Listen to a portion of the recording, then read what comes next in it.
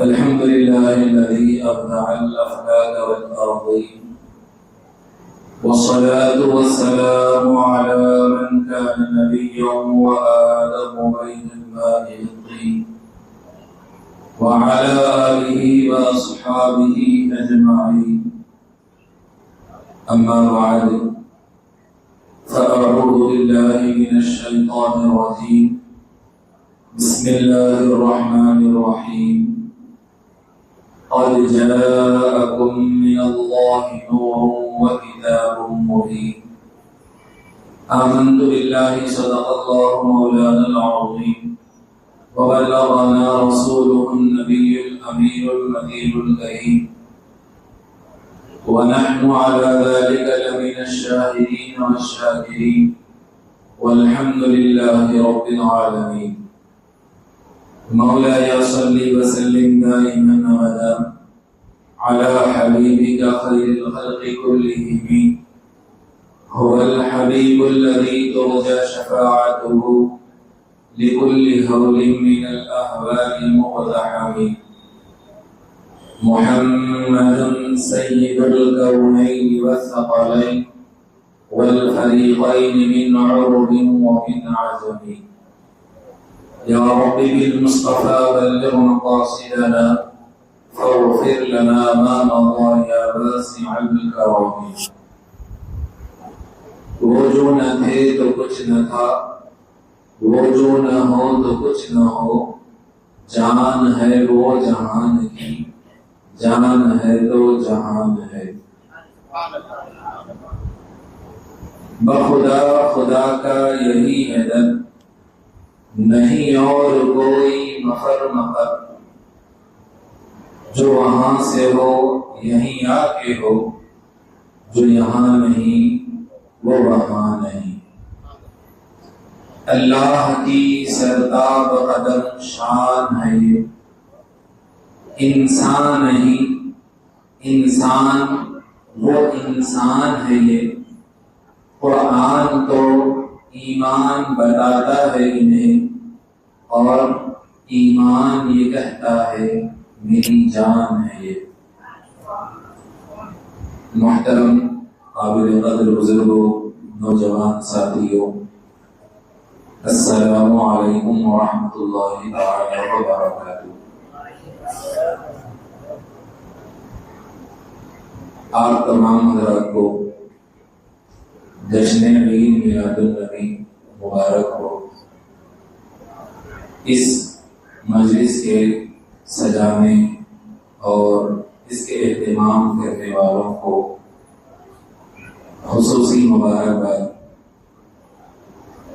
اور انتظامیہ جو اس مسجد کی کمیٹی ہے ان تمام کا بھی میں شکر گزار ہوں کہ آپ تمام نے یہ سارے اہتمام کیے اور انتظام کر کے لوگوں کو جمع کیا، اور آپ بھی اس محفل میں شریک ہوئے. اللہ تبارک و تعالی آپ تمام کو اس کا بہتر سے بہتر صفات عطا فرمائے. ویسے آنا تو مجھے بہت پہلے تھا، لیکن وہ کہتے ہیں نا کہ وہی ہوتا ہے جو منظور خدا ہوتا ہے.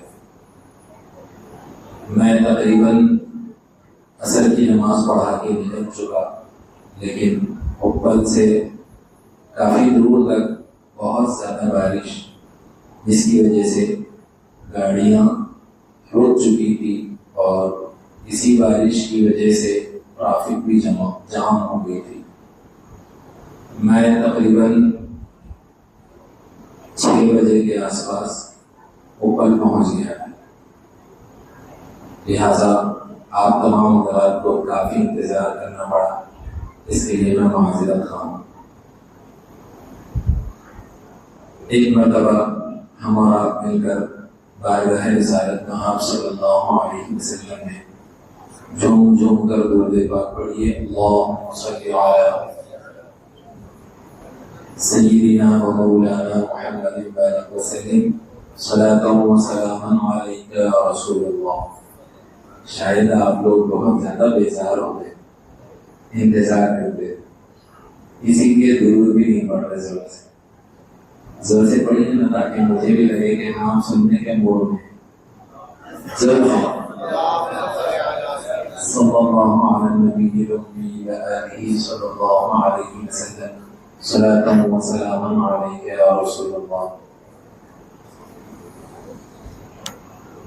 جس آیت کریمہ کی میں نے تلاوت کی ہے، رب العزت ارشاد فرماتا ہے قد جاءکم من اللہ نور وکتاب مبین، تحقیق کے تمہارے پاس ایک نور آیا اور روشن کتاب۔ اس آیت کا یہ معنی ہے،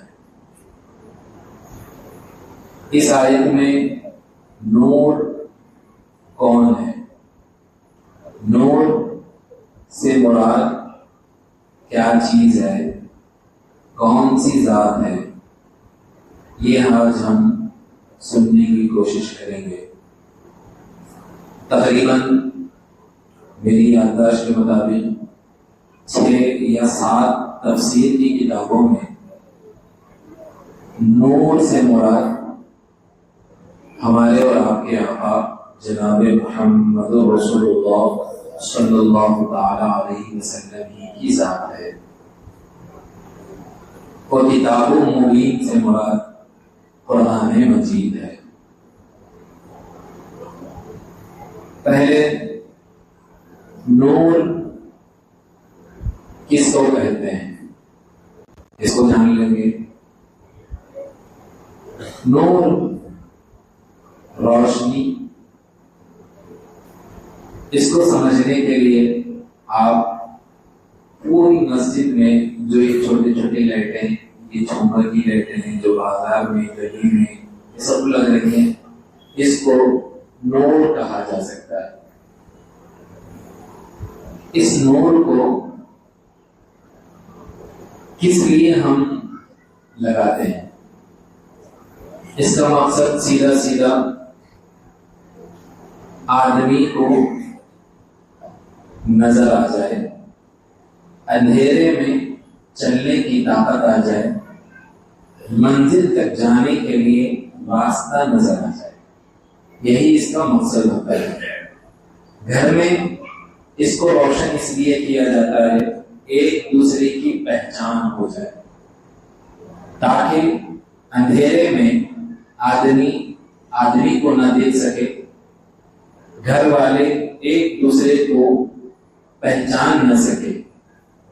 لہذا ہم گھر میں بھی اور اس مسجد میں بھی جو لائٹنگ کی گئی، اس کا بھی مقصد یہ ہے کہ ہم اور آپ ایک دوسرے کو دیکھ سکیں۔ اللہ تبارک و تعالی نے یہ جو قرآن میں نور فرمایا، تو اس سے مراد تقریباً 6-7 تفسیر کی کتابوں میں حضور علیہ السلام کی ذات کو اللہ نے نور فرمایا۔ اللہ نے حضور علیہ السلام کی ذات کو نور کیوں فرمایا؟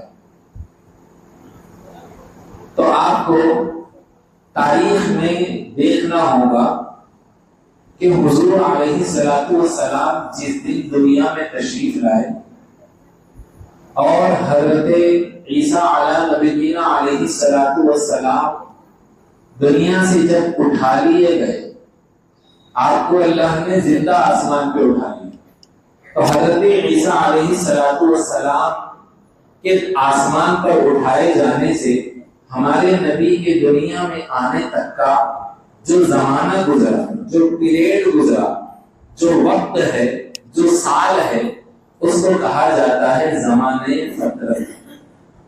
اس کو زمانہ فترت کہتے ہیں۔ کیوں کہا جاتا ہے اس کو زمانہ فترت؟ اس لیے کہا جاتا کہ اس زمانے میں کوئی بھی اللہ کا نبی نہیں تھا۔ اس زمانے میں لوگوں کو مسلمان ہونے کے لیے اللہ واحد کی وحدانیت، اللہ کی توحید، اس کو ایک ماننا کافی تھا۔ اس زمانے میں جتنے لوگ اللہ کو ایک مان رہے تھے، جتنے لوگ مانتے رہے ہیں، مان کر اسی حالت میں دنیا سے گئے ہیں، ان کو مومن کہا گیا۔ لیکن کہا جاتا ہے کہ آدمی جب روشنی کے قریب رہتا ہے تو اس کا دل مطمئن رہتا ہے، آدمی جب روشنی کے ارد گرد رہتا ہے تو اسے سکون حاصل ہوتا ہے۔ لہذا اللہ تبارک و تعالیٰ کے نبی حضرت عیسیٰ علیہ السلام جب دنیا میں تھے تو لوگوں کو اللہ کی ہدایت ملتی تھی، ان کو اللہ تبارک و تعالیٰ کے راستوں کی رہنمائی ملتی تھی۔ جیسے ہی اللہ نے انہیں آسمان پہ اٹھا لیا تو لوگوں کے درمیان اللہ سے کنیکٹ کرنے والا، اللہ سے جوڑنے والا، اللہ کے قریب لانے والا، خدا کا راستہ بتانے والا کوئی نہیں تھا۔ تو لہذا اس زمانے میں طرح طرح کی بیماریاں پیدا ہوئی، بیماریاں جسمانی نہیں روحانی، بیماریاں وہ جو آدمی ایک دوسرے کے حقوق کو ختم کر چکا تھا، حتیٰ کہ لوگوں کے درمیان مرد کا جو مقام تھا عورت کا وہ مقام نہیں تھا، عورت ایک استعمال کی جانے والی شے بن کے رہ گئی تھی۔ حد تو یہ تھی کہ آدمی اپنی ماں کے ساتھ اگر اس کا باپ مر جاتا تو یہ تاریخ میں ملتا ہے کہ اس کے باپ کے ساتھ اس کی ماں کو جلا دیا جاتا، اس کی ماں کو زندہ رہنے کا حق نہیں تھا۔ حتیٰ کہ کئی روایتوں میں یہ ملتا ہے کہ جس عورت کا شوہر مر جاتا اس عورت کو معاشرے میں رہنے کا حق نہیں تھا، اور لوگ اس کو معاشرے میں یا تو اس کے شوہر کے ساتھ جلا دیتے یا تو اس شوہر کے مرنے کے بعد گھر والے اس بیوہ کو لے جا کر بستی کے کونے میں ایک کمرہ بنائے رہتے، اس کمرے میں بند کر دیتے، اور بند کرنے کے بعد اس وقت تک اسی میں اس کو چھوڑ دیتے جب تک وہ اس میں گھٹ گھٹ کے مر نہ جاتی۔ ایسا ماحول ہو چکا تھا، حتیٰ کہ حضور کے پیدا ہونے سے پہلے آپ نے کئی بار سنا کہ بچی پیدا ہو جانا ان کے یہاں منحوس سمجھا جاتا تھا، اور حد ہو جاتی تھی کہ جب گھر میں بچی پیدا ہو جاتی اسے زندہ لے جا کر گھر میں دفن کر دیا جاتا، یا یہ ہوتا گھر کے پیچھے دفن کر دیا جاتا۔ آپ کو معلوم ہونا چاہیے کہ ایک صحابی رسول حضور علیہ السلام کی بارگاہ میں آئے اور آ کر اسلام قبول کر لیا۔ قبول کرنے کے بعد انہوں نے حضور سے کہا، یا رسول اللہ، میں یہ پوچھنا چاہتا ہوں کہ میں ایک ایسا آدمی تھا کہ میں نے اپنی قبیلے خاندان کی کئی بچیوں کو زندہ دفن کر دیا، اب میں اسلام قبول کر چکا ہوں، تو بتائیے میرے اسلام قبول کرنے کے بعد کیا میرے ان گناہوں کی معافی مل جائے گی؟ تو حضور نے کہا، ہاں، اگر تم سچے ایمان والے ہو، اگر تم نے اس گمراہی کو چھوڑ دیا ہے، اس پر تمہیں شرمندگی ہو گئی ہے، تو اللہ تعالیٰ کی ذات سے بعید نہیں، اللہ تبارک و تعالیٰ تمہارے گناہوں کو معاف فرما دے گا۔ پھر اس کے بعد ان صحابی نے یہ کہا، یا رسول اللہ، میں ایک دو نہیں کئی بچیوں کو میں نے زندہ دفن کر دیا۔ پھر اس کے بعد انہوں نے یہ کہا کہ یا رسول اللہ، ایک دن میرا اونٹ مجھ سے نکل گیا اور میں اسے ڈھونڈتے ڈھونڈتے ایسی جگہ جا پہنچا جہاں پر صرف ایک مکان تھا۔ اس مکان میں ایک حاملہ عورت تھی، ابھی اس کے پاس حمل نکلنے یعنی ڈیلیوری کا وقت قریب ہو چکا تھا۔ میں جب پہنچا تو اس لڑکی کا باپ، یا یہ بولیے اس بچے کا باپ میرے قریب آ گیا، اس کے گھر کے ارد گرد میرا جانور چر رہا تھا۔ میں جا کر کہا کہ یہ میرا جانور ہے، مجھے دے دو۔ تو اس نے کہا، کیا بات ہے، کیسے میں مان لوں؟ تو اس نے کہا کہ میں جانور کا مالک ہوں اس کے بعد اس نے کہا کہ تھوڑی دیر ہماری اس کی گفتگو ہو رہی تھی، اسی درمیان میں اس گھر سے آواز آئی مبارک ہو کہ تمہارے گھر لڑکی پیدا ہوئی۔ تو جیسے ہی اس مالک کے مکان نے اس شوہر نے یہ بات سنی تو اس نے کہا میں تو اس دنیا کا، میں تو اس سرزمین کا کیا منحوس آدمی بن چکا ہوں۔ تو میں نے اس سے پوچھا کہ تیری نحوست کس بنیاد پر ہے، تو کیوں اپنے آپ کو منحوس سمجھ رہا ہے؟ تو کہا کہ اب روئے زمین پر میں ایک بچی کا باپ کہلانے والا ہوں، میں ایک اپنے گھر میں بچی کے جنم دیے جانے کی بنیاد پر مجھے لوگوں میں عار دلایا جائے گا، مجھے منحوس سمجھا جائے گا، لہٰذا میں اب اسے کیا کروں گا، لے جا کر دفن کر دوں گا۔ تو لیکن اس صحابی رسول نے کہا یا رسول اللہ، میں نے اس مالک کے مکان سے کہا کہ کیا اچھا ہوتا تو اس بچی کو مجھے دے دے، میں اس کے بدلے میں تو جو کہے گا میں دے دوں گا۔ تو اس نے کہا کہ میں اس بچی کے بدلے میں تو جو ووٹ لینے آیا تھا وہ میں مانگنا چاہتا ہوں، تو وہ ووٹ دے دوں گا۔ اس کے بعد اس صحابی رسول نے کہا ٹھیک ہے، مجھے یہ سودا منظور ہے۔ میں نے اس بچی کو لے کر اپنا ووٹ دے دیا۔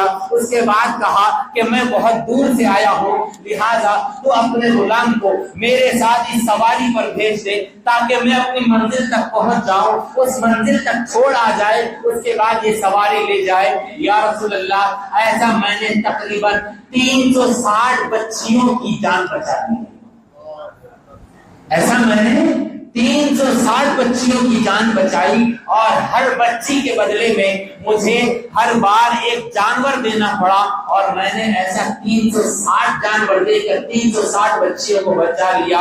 یا رسول اللہ، کیا اس کا بدلہ مجھے اللہ تبارک و تعالیٰ عطا فرمانے والا ہے؟ تو حضور نے فرمایا ہاں، تم اللہ تبارک و تعالیٰ کی ذات سے امید رکھو، اللہ تعالیٰ تمہیں بہتر سے بہتر صلہ عطا فرمائے گا۔ پھر اس کے بعد ایک روایت ملتا ہے کہ یہ جو کام انہوں نے کیا یہ اسلام لانے سے پہلے تھا۔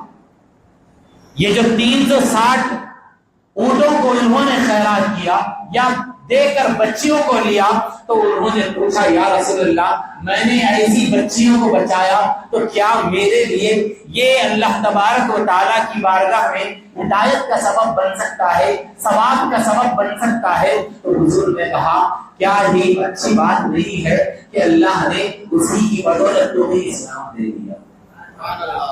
کیا یہ مبارک بات نہیں ہے؟ کیا یہ تمہاری اللہ تبارک و تعالیٰ کی جانب سے انعام کے طور پر اچھی بات نہیں ہے کہ تم نے اتنی بچیوں کی جان بچائی جس کے بدلے میں اللہ نے تمہیں ایمان کی دولت عطا فرما دی؟ تو کیا سمجھ رہے ہیں آپ؟ حضور علیہ الصلوۃ والسلام دنیا میں تشریف لائے تو حضور کے آس پاس رہنے والوں کو حضور نے ایسے بنا دیا کہ وہ گمراہی سے نکل کر ہدایت دینے والے ہو گئے، اور حضور نے فرمایا اصحابی کالنجوم فبأیہم اقتدیتم اہتدیتم، میرے صحابہ ستاروں کی طرح ہے، ان میں سے تم جن کی بھی پیروی کرو گے ہدایت پا جاؤ گے۔ تو ہدایت کس کو کہتے ہیں؟ تو آپ کو ہم کو یہ معلوم ہوگا کہ حضور کے پیدا ہونے سے پہلے لوگوں کے درمیان عورت کا کوئی مقام نہیں تھا، بچی پیدا ہونا ان کے پاس نحوست سمجھی جاتی تھی، بچی پیدا ہونے کو لوگ اپنے گھر میں بچی کا باپ کہلائے جانے کو منحوس سمجھتے تھے، بلکہ لوگ بچی پیدا ہونے کی خبر دوسروں کو بھی نہیں دیتے، بلکہ پیدا ہوئے اگر رات میں تو صبح ہونے سے پہلے اسے دفنا دیا کرتے تھے۔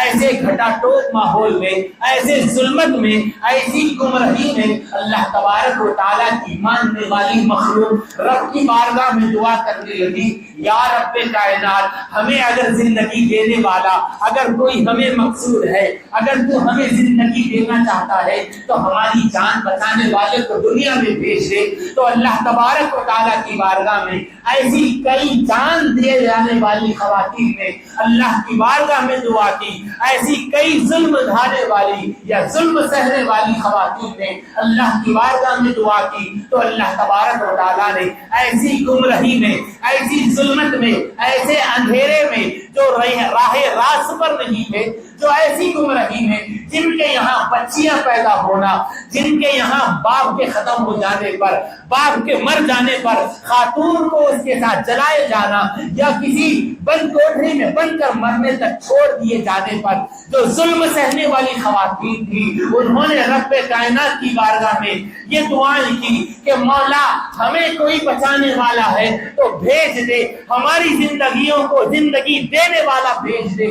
تو رب کائنات کی بارگاہ میں ایک دن آیا اور اللہ تبارک و تعالیٰ نے ان کی دعائیں قبول کر کے یہی 12 ربیع الاول کے دن اللہ تبارک و تعالیٰ نے اپنا محبوب بھیج دیا اور بھیج کر یہ اعلان فرما دیا کہ اگر کسی کے پاس ایک بچی ہو اور اس نے یہ اپنی بچی کی صحیح پرورش کرے اور پرورش کر کے اس کی صحیح تربیت دے اور وقت پہ اس کی شادی کر دے، اللہ تبارک و تعالیٰ اس بچی کے باپ کو، اس بچی کی ماں کو، اس کی تربیت کرنے والے کو اللہ تبارک و تعالیٰ جنت عطا فرما دے گا۔ جب یہ اعلان ہوا تو اسی مجمع میں حضور نے فرمایا کہ جس نے ایک بچی کی پرورش کی، جس نے ایک بچی کو صحیح تربیت دی، اللہ تبارک و تعالیٰ پرورش کرنے والوں کو جنت عطا فرما دے گا۔ اس کے بعد کسی نے پوچھا یا رسول اللہ جن کے یہاں 2 بچیاں ہوں تو ان کے لیے کیا ہے؟ حضور نے کہا ان کے لیے بھی یہی بشارت ہے۔ پھر کسی نے پوچھا یا رسول اللہ جن کے یہاں 3 بچیاں ہوں تو ان کے لیے یہی بشارت ہے۔ تو جب لوگوں کو حضور نے یہ بشارت سنائی تو لوگ بچیوں کے پیدا ہونے کو منحوس سمجھنا چھوڑ دیے، لوگ بیوہ کو منحوس سمجھنا چھوڑ دیا۔ جب ایک وقت آیا حضور کی عمر 25 سال کی عمر ہے اور ایسی جوانی میں بیواؤں کو کوئی مقام نہیں تھا، لیکن حضور کی بارگاہ میں جب ایک بیوہ خاتون نے پیغام نکاح بھیجا تو حضور نے اس پیغام نکاح کو اپنے چچا کے پاس بھیج دیا اور کہا کہ میرے گھر پہ بڑے لوگ ہیں، ان سے بات کر لو، اگر وہ اس رشتے کو منظور کرتے ہیں تو قبول کر لوں گا۔ آپ کو حضور نے اعلان نبوت سے پہلے یہ ذہن دے دیا اگر اپنے شادی بیاہ کے معاملات ہو تو اپنے بڑوں کے پاس سونپ دو، تم اپنے سے فیصلہ نہ کرو۔ کالج جاتے ہو تو کالج جانے کے بعد بچیوں کے ساتھ رشتے قائم کر لینا، بچیوں کے ساتھ اٹھنا بیٹھنا، ان کے ساتھ کیا بولتے ایسے رشتے قائم کر لینا کہ تم دوسروں کے سامنے بیان نہیں کر سکتے۔ حضور نے آتے ہی یہ اعلان کر دیا کہ اگر تمہارے پرسنل معاملے ہو، اگر تمہاری شادی بیاہ کے معاملے ہو تو تم خود فیصلے مت کرو، بازاروں میں فیصلے مت کرو، کالجوں میں فیصلے مت کرو، بلکہ اگر تمہارے گھر کے بڑے سمجھدار ہیں تو ان کے پاس اس پیغام کو بھیج دو۔ اس وقت حضور علیہ السلام کے چچا نے اس پیغام کو جو ایک بیوہ خاتون کا پیغام تھا قبول کر لیا، اور جیسے ہی قبول کیا حضور سے بھی پوچھا بیٹا ایسا ایک نکاح کا پیغام آیا ہے، تمہاری کیا رائے ہے؟ تو حضور نے کہا اگر بڑے منظور کرتے ہیں تو مجھے کوئی اختلاف نہیں ہے۔ حضور نے پہلی اگر جو شادی کی ہے تو بیوہ سے شادی کر کے یہ اعلان کر دیا کہ میں کسی بیوہ کو منحوس بتانے نہیں آیا بلکہ ان کو زندگی دے کر اپنے قرب خاص میں جگہ دے دیا۔ تو حضور نے جو ظلم و ستم کی بنیاد پر بیٹا جن کو مار دیا جاتا تھا، جن کو زندہ درگور کر دیا جاتا تھا، حضور ان کو زندگی دینے آئے۔ اور اگر کسی کو میلاد منانے کا، حضور کی آمد کی خوشی منانے کا اگر واقعی میں حق ہے تو وہ آج کی عورتیں ہیں۔ ان کو حضور نے جو معاشرے میں مقام دیا، اس مقام کو یہاں بیٹھے ہوئے علماء یا حفاظ یہ جانتے ہیں کہ یہ اسلام ہی ایسا مذہب ہے کہ جس مذہب میں عورت کو شادی ہونے کے بعد اس کے باپ کی وراثت سے ترکہ دیا جاتا ہے، اس کے باپ کی وراثت میں حصہ دیا جاتا ہے۔ اور دوسرے مذاہب آپ دیکھ لیجئے کہ خاتون کو شادی کر کے دوسرے گھر بھیج دیا جائے تو خاتون کو اس کے باپ کی وراثت میں، اس کے باپ کی جائیداد میں حصہ نہیں دیا جاتا۔ یہ حضور نے اعلان کر دیا اور حضور نے یہ تربیت فرما دی کہ حضور کی تربیت کرنے کی بنیاد پر اللہ تبارک و تعالیٰ کے حضور کے ماننے والے اور حضور کو جس نے بھیجا اس خدا کے ماننے والے ان عورتوں کا مقام سمجھنے لگی۔ اب بتائیے کہ لوگوں میں عورتوں کا مقام نہیں تھا یہ جو غلط روی تھی، یہ جو گمراہی تھی، ظلم و ستم تھا، اس کو بہت سارے لوگوں نے ظلم اندھیرے سے تعبیر کیا، اور اسی اندھیرے میں روشنی کے طور پر جس کو اللہ نے جلایا، جس روشنی کو اللہ نے دنیا میں بھیجا، وہ آپ کے اور ہمارے نبی حضور علیہ الصلوۃ والسلام کی ذات بابرکت ہے۔ تو حضور کے دنیا میں آنے کی وجہ سے لوگوں کے درمیان زندگی گزارنے کے طریقے معلوم ہو۔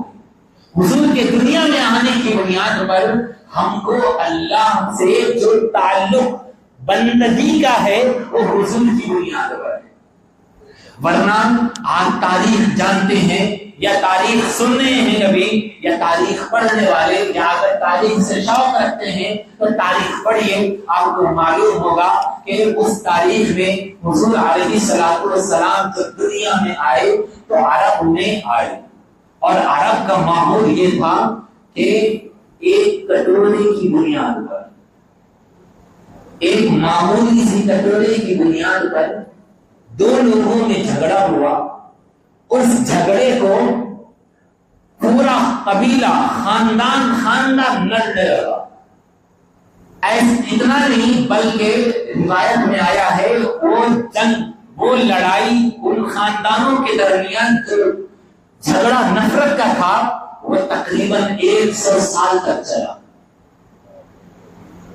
100 سال تک یہ لڑائی ہوئی۔ جب حضور دنیا میں تشریف لائے تو حضور نے فرمایا انما المؤمنون اخوہ۔ حضور نے یہ اعلان فرمایا اور اللہ تبارک و تعالیٰ کے کلام کو سنایا کہ مومن آپس میں ایک دوسرے کے بھائی ہیں۔ جیسے ہی حضور نے اعلان فرمایا تو حضور کے ارد گرد رہنے والے صحابہ، حضور پر ایمان لانے والے صحابہ جو ایک زمانے سے آپس میں لڑنے والے تھے، ایمان لانے سے پہلے وہ خاندان لڑتے تھے، جب ایمان لایا اور رب کا کلام سنا تو وہ اپنی جنگ جو کئی برس سے چل رہی تھی، بلکہ ان کا خاندان کا جو بڑا فرد ہوتا، مرنے سے پہلے اپنے خاندان کے لوگوں کو جمع کر کے یہ وصیت کر کے مرتا کہ جو کچھ بھی ہو جائے لیکن اس قبیلے سے کبھی اتحاد نہ کرنا، کبھی اتفاق نہیں کرنا، کبھی ان کے ساتھ میل جول نہیں رکھنا، یہ جو جنگ ہمارے آبا و اجداد نے کی ہے یہ جنگ تم ہمارے مرنے کے بعد باقی رکھنا۔ ایسی وصیتیں کرنے والے جب حضور کے دامن سے وابستہ ہو گئے تو ایک دوسرے سے گلے لگ کر کہا کہ ہم تمہارے بھائی ہیں، تم ہمارے بھائی ہیں۔ یہ حضور کے دنیا میں آنے کی بدولت ہوا، ورنہ حضور نہیں آتے تو عرب کا زمانہ، عرب کا جو علاقہ تھا وہ اتنا ایسا تھا کہ ایک ایک بات پر، ایک ایک جملے پر کئی برس تک لڑائیاں ہوتی تھی۔ لیکن حضور کے دنیا میں آنے کی بنیاد پر اللہ تبارک و تعالیٰ نے حضور کو جو نور کہا ہے، اسی نور کی روشنی میں انہوں نے خدا کا راستہ دیکھ لیا، انہوں نے خدا کی بارگاہ تک آنے کا جو لا ہے، جو قانون ہے، انہوں نے جان لیا، جس کی بنیاد پر ہم اور آپ آج بھی مومن کہلاتے ہیں۔ ورنہ حضور نہیں آتے تو پتہ نہیں ہم کس مندر میں گھنٹہ پھیلاتے۔ یہ حضور کے دنیا میں آنے کی بدولت ہے کہ ہم اللہ کو اللہ مانتے ہیں، خدا کو ایک مانتے ہیں، اسی کی عبادت کرتے ہیں، ہم کسی اور کی عبادت نہیں کرتے۔ ورنہ تو ہم یہ کہتے ہیں کہ اگر کوئی کسی کو اللہ تبارک و تعالیٰ کی ذات و صفات میں شریک مانتا ہے وہ ہمارے جماعت سے کوئی تعلق نہیں رکھتا، بلکہ ہم اسے اپنے معاشرے سے بائیکاٹ کر دیتے ہیں، بلکہ اسے دائرے اسلام سے خارج کرنے کا ہم علماء فتویٰ دیتے ہیں۔ کیوں کہ اللہ کی ذات میں، اس کی صفات میں کسی کی شرکت ہو ہی نہیں سکتی، اور ہم اہل سنت والجماعت کا اور ہمارے بزرگوں نے ہمیں یہ جو عقیدہ دیا ہے اسی عقیدے پر ہم گامزن ہیں اور اسی کی ہم لوگوں تک تبلیغ بھی کرتے ہیں۔ اور ہم جو بزرگان دین کی بارگاہ سے جو وابستہ ہوتے ہیں، کبھی ہم انہیں خدا نہیں مانتے، کبھی ہم انہیں خدا کا شریک نہیں مانتے، بلکہ ہم خدا کا بندہ مانتے ہیں۔ جب ہم اسے اللہ والے کو یا کسی بھی بارگاہ میں ہم حاضری دیتے ہیں تو خدا کا بندہ سمجھ کے حاضر دیتے ہیں، بلکہ ہم کبھی یہ درس نہیں دیتے، کبھی یہ اعلان نہیں کرتے کہ ہم وہاں جا کر سجدہ کریں، یا کوئی کرتا ہے تو ہم اسے منع کرتے ہیں۔ آپ ہماری تاریخ پڑھیے تو معلوم ہوگا ہمارے بزرگوں نے بزرگوں کی بارگاہ میں حاضری دینے کے آداب بتائے کہ جتنا دور ہو سکتے ہو کھڑے ہو جاؤ، بلکہ اعلی حضرت نے یہاں تک لکھا کہ مزار سے 10 فیٹ کی دوری پر ٹھہرو، بلکہ قبلے کی طرف پیٹ کر کے ٹھہرو، کہیں ایسا نہ ہو کہ تم ادب میں ہاتھ باندھ کر ٹھہرو تو نماز میں جس طرح ٹھہر رہے ہو ایسا کسی کو شبہ بھی نہ ہو جائے، لہذا قبلے کی طرف منہ کر کے پیٹ کر کے صاحب مزار کی طرف منہ کر کے ٹھہرو اور وہاں جا کر ان کے وسیلے سے دعا کرو۔ یہ ہم پیغام دیتے ہیں، لیکن آج ہمارے جاہل لوگ اور جن کو علم نہیں ہے وہ وہاں جا کر سجدہ کرتے ہیں، اس کو سجدہ نہیں کہا جاتا، لیکن پھر بھی عام بول چال میں یہ کہتے ہیں، ماتھا ٹیکتے ہیں، ارے ہم تو مزار کو ہاتھ لگانے سے بھی روکتے۔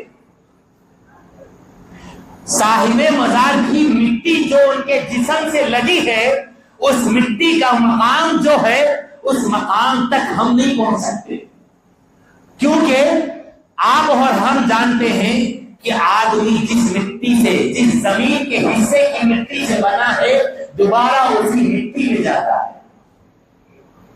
قرآن مجید کی آیت کریمہ ہے، منہا خلقناکم وفیہا نعیدکم ومنہا نخرجکم تارۃ اخری۔ آپ کبھی کسی مردے کو قبر میں ڈالتے ہوئے مٹی جو دے رہے ہیں، دیتے وقت میں جو کنکریاں چننے کا جو حکم ہے اور پہلے جو کنکریاں دینے کا حکم ہے، دیتے وقت میں اسی آیت کے پڑھنے کا حکم ہے۔ اس کا کیا مطلب ہے؟ آدمی مٹی سے پیدا ہوا، اسی مٹی میں جائے گا، تو اس کی تفسیر میں بزرگوں نے لکھا کہ آدمی جس جگہ کی جس مٹی سے بنا ہے، مرنے کے بعد دوبارہ اسی مٹی میں اسی جگہ جاتا ہے۔ تو جو جگہ اللہ کے نیک بندوں کی جسم کے لیے اللہ نے اٹھایا ہے، اس جگہ کی مٹی بھی ہم جیسے گناہگاروں کے جسم سے، ہم جیسے گناہگاروں کے ہاتھوں سے کئی گنا افضل ہے۔ اسی لیے ہم یہ کہتے ہیں کہ بزرگوں کے پاس حاضری دو تو ان کی مزار کو ہاتھ بھی مت لگاؤ، بلکہ دور ٹھہرو اور جتنا قرآن آپ کو آتا ہے پڑھو، اور پڑھ کر ان کو ایصال کرو، اور اسی قرآن اور اس اللہ کے بندے کے وسیلے سے رب کی بارگاہ میں دعا کرو کہ مولا جو کچھ میں نے تلاوت کی ہے کلام اللہ سے، اسے قبول فرما۔ یہ تیرا نیک بندہ ہے، خدا نہیں ہے، یہ تیرا بندہ ہے، خدا نہیں ہے۔ ہم اسی عقیدے سے آئے ہیں کہ یہ تیرا بندہ ہے، ان کے اعمال کو تو نے قبول کر لیا، اور قبول کر کے جمال البحر کی شکل میں بنجیر کی سرزمین پہ رکھا اور ان کی بارگاہ میں ہمیں پہنچایا۔ لہذا اس نیک بندے کی بدولت ہمارے آنے کو قبول فرما، اور تو نیک بندوں کے وسیلے سے دعا کرنے کو قبول کرتا ہے، لہذا ہمارے یہاں آنے کو قبول فرما، اور ہم جس مقصد سے یہاں آئے ہیں ہماری مقصد میں کامیابی لگاؤ۔ اگر کوئی اس کے خلاف کرتا ہے تو وہ اہل سنت سے نہیں ہے، اور ہم یہ کہتے ہیں کہ بزرگوں کی بارگاہ میں حاضری دو تو نیکی کر کے جاؤ، نیکی کر کے جاؤ، تاکہ اس نیکی کی بدولت اللہ تبارک و تعالیٰ کی رحمت اس نیک بندے کی بدولت تم پر کیا ہو جائے، جلدی نازل ہو جائے۔ یہ ہمارا پیغام ہے، لیکن ہمیں بدنام کیا جاتا کہ ہم کیا ہے، خدا کی عبادت نہیں کرتے، مزاروں کی عبادت کرتے ہیں، یہ دھوکہ دیا جا رہا ہے۔ ہم تو یہ اعلان کرتے ہیں کہ مزار میں جو لیٹا ہے وہ ہمارا خدا نہیں ہے۔ ارے خدا تو ہمارا وہ ہے جو مثل و مثال نہیں ہے اس کی، بلکہ اللہ تبارک و تعالیٰ کو دنیا میں کوئی دیکھ ہی نہیں سکتا، یہ ہمارا ایمان ہے۔ نعرہ تکبیر! خدا کا جو مقام ہے، خدا کی جو ذات ہے، دنیا کی سرزمین پر دنیا میں رہنے والی کوئی ذات اپنے ماتھے کی آنکھوں سے دیکھ نہیں سکتی، اسی لیے اللہ تبارک و تعالیٰ نے اپنے محبوب کو اپنا دیدار کرانے کے لیے معراج کروایا۔ صلی اللہ علیہ وسلم۔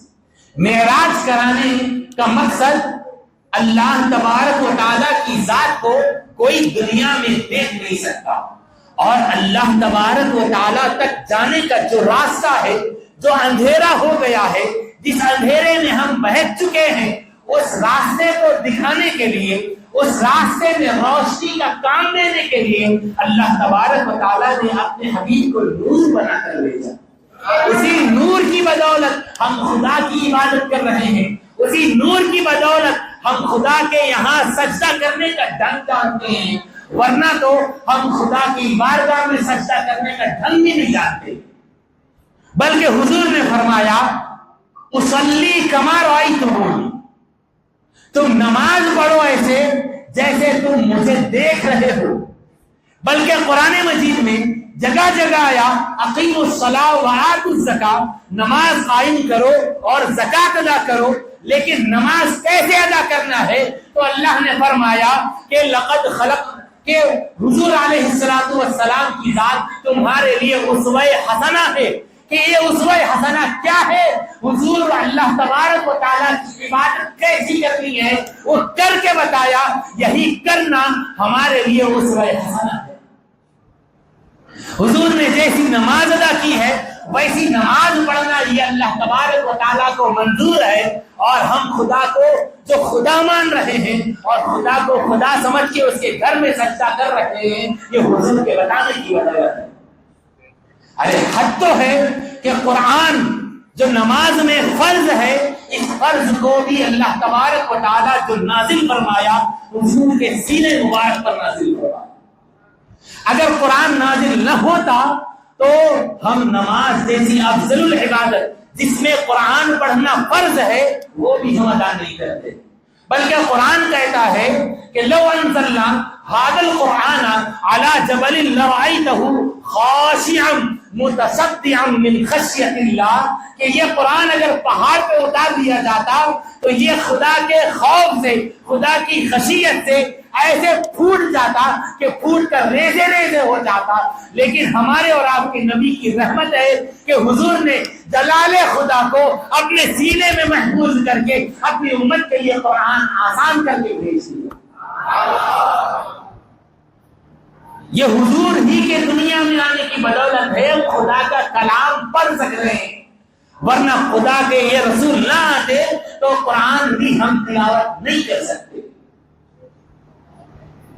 یہ قرآن بھی ہدایت ہے، یہ قرآن بھی روشنی ہے۔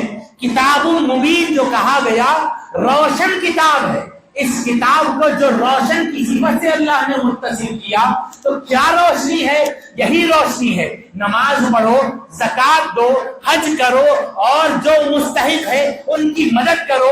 بلکہ یہ کہا گیا کہ اگر تم نمازی ہو اور تم نماز میں اتنے مشغول ہو گئے کہ تمہارا پڑوسی مسکین ہے، وہ فاقے بے فاقے کر رہا ہے، تو اس کے لیے کہا گیا فویل للمصلین،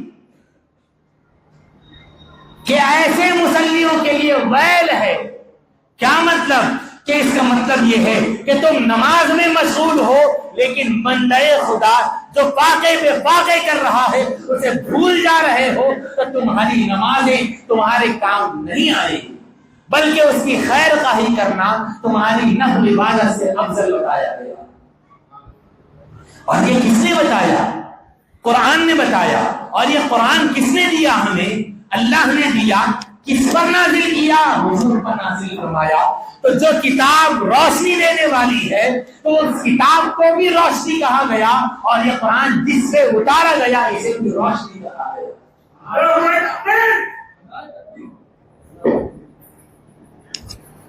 اب نور کیا چیز ہے یہ ہم نے دیکھ لیا کہ بھٹکے ہوئے انسانوں کو سیدھے راستے میں جانے کے لیے روشنی کی ضرورت ہے۔ تو حضور کو اللہ نے روشنی یا روشن کر کے بھیجا۔ بلکہ قرآن مجید کی ایک آیت کریمہ ہے انا ارسلناک شاہدا ومبشرا ونذیرا وداعیا الی اللہ باذنہ وسراجا منیرا. سراج منیر، سراج چراغ کو کہتے ہیں، اور یہ چراغ کی صفت بھی اللہ نے بیان کیا، منیرا بہت زیادہ روشن. تو یہ سراج کو سراج کیوں کہا اور حضور کو اللہ نے چراغ کیوں کہا؟ چراغ سے حضور کی تشریح کیوں دی گئی؟ تفسیر روح البیان میں اس کی وجوہات بیان کرتے ہوئے کہا کہ جیسے آدمی اندھیرے میں بھٹک جائے تو اسے کسی رہنما کی ضرورت ہوتی ہے، جسے اندھیرے یا راستے میں بھٹک جائے تو اسے راستہ بتانے والے کی ضرورت ہوتی ہے. تو اللہ تبارک و تعالیٰ نے حضور کو ایسے ماحول میں بھیجا کہ لوگ اللہ سے دور ہو چکے تھے، خدا کی وحدانیت کو چھوڑ چکے تھے، بلکہ یہاں تک ہو گیا تھا کہ خانہ کعبہ جس کی طرف ہم منہ کر کے پڑھتے ہیں نماز، اس میں 360 بت رکھے گئے تھے. حد ہو گئی کہ ایک ایک قبیلے کا الگ الگ خدا تھا، اور اس سے بھی آگے بڑھ کے کہ آدمی جو ہوتا تھا چلتے پھرتے اپنے اپنے خدا کو بغل میں چھپاتے گھومتا. تو خدا، ان کے یہاں خدا کا ایک تصور الگ ہو چکا تھا. تو ایسی گمراہی میں اللہ نے حضور کو چراغ روشن کر کے بھیجا، تو اللہ تبارک و تعالیٰ کی لوگوں کو پہچان ہو گئی. اور ایک اس میں صاحب تفسیر روح البیان نے بیان کیا کہ اللہ نے منیر کہا تو سراج جلایا جاتا نا. آج کل تو کیا ہے،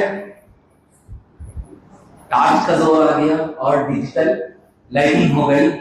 اب چھوٹے سے ٹکے بھی روشنی دینے لگے، جیسے وہ آتی نا مینار میں لگا، اس میں محراب میں لگا کے چپکانے والی لائٹ، اس میں ایک چھوٹا سا ٹپکا ہے، اس ٹپکے سے روشنی آ رہی ہے. تو ایسا زمانہ ہے. لیکن جو چراغ جلائے ہیں، موم بتی جو جلائے ہیں، ان کو پتا ہوگا کہ چراغ کو پہلے کسی آگ سے روشن کرنا پڑتا ہے، پہلے کسی آگ سے روشن کرنا پڑتا ہے. تو اب آپ کو یہ روشنی جو حضور کو چراغ سے تشبیہ دی، اور اس چراغ کو اللہ نے کس سے روشن کیا؟ تو حضرت جابر بن عبداللہ انصاری رضی اللہ تعالیٰ عنہ نے حضور سے ایک دن پوچھا، یا رسول اللہ، اللہ تبارک و تعالیٰ نے کائنات بنانے سے پہلے کس چیز کو پیدا فرمایا؟ کس چیز کو پیدا فرمایا؟ تو حضور نے حضرت جابر سے کہا، یا جابر، ان اللہ خلق اول شیء نور نبی کا، کہ اللہ تبارک و تعالیٰ نے کائنات میں جو سب سے پہلی چیز بنائی وہ تیرے نبی کے نور کو پیدا فرمایا. اب نور مصطفیٰ کو پیدا کیا اللہ نے، تو اس نور کو روشنی کہاں سے ملی؟ تو قرآن بتاتا ہے، اللہ نور السماوات والارض مثل نورہ کمشکاۃ فیہا مصباح المصباح فیہا زجاجہ الزجاجۃ کأنہا کوکب درری. یہ تفصیل ہے کہ اللہ تبارک و تعالیٰ نے یہ اعلان کیا کہ اللہ وہ ہے جو زمین و آسمان کا نور ہے، اور اللہ نے اپنے نور سے نور مصطفیٰ کا جو چراغ تھا اس کو روشن کیا. اس کے بعد حضور نے اسی حدیث میں بیان کیا، مصنف عبد الرزاق میں یہ حدیث آپ کو تفصیل سے ملے گی کہ حضور سے جب حضرت جابر نے پوچھا، یا رسول اللہ، اللہ تبارک و تعالیٰ نے سب سے پہلے کیا چیز بنائی؟ تو حضور نے فرمایا، جابر، اللہ نے تیرے نبی کے نور کو پیدا فرمایا. اور اس کے بعد جب اللہ تبارک و تعالیٰ نے تیرے نبی کے نور کو بنایا، کس سے بنایا؟ تو حضور نے فرمایا، اپنے نور سے بنایا، اپنے نور سے بنایا. تو اب آپ اور ہم یہ سنیں گے کہ اگر آدمی کے پاس کوئی چیز ہے تو اس چیز کو آدمی اگر تقسیم کرتا ہے تو کم ہو جاتی ہے، تقسیم کرتا ہے تو کم ہو جاتی ہے.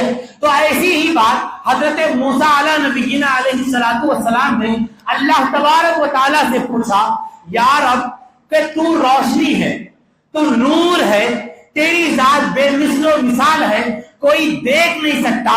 بلکہ حضرت موسیٰ نے کئی بار رب سے گزارش کی, مولا میں تجھے دیکھنا چاہتا ہوں. تو رب کائنات نے کہا لن ترانی موسیٰ, ہرگز نہیں دیکھ سکتے, بلکہ اصرار ہوا.